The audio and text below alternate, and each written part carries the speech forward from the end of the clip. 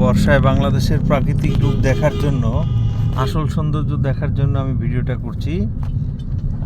ওই যে দূরে মহিষ, আরে দেখতে পাচ্ছেন এখানে এই যে এখানে দেখা যায় অনেক হাঁস পানির মধ্যে সাঁতার কাটছে।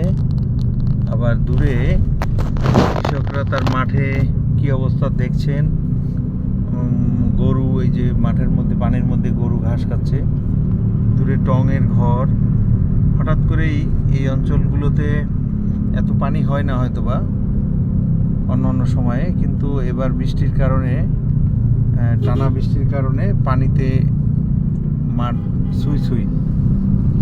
যাই হোক, আমরা দেখানোর চেষ্টা করছিলাম বর্ষায় বাংলার প্রাকৃতিক সৌন্দর্য বা বর্ষায় বাংলার যে অরিজিনাল রূপ, সেইটা আমরা ছোটবেলা থেকেই অভ্যস্ত বাংলার এই প্রকৃতি এবং এই অসম্ভব সুন্দর দৃশ্যের সাথে,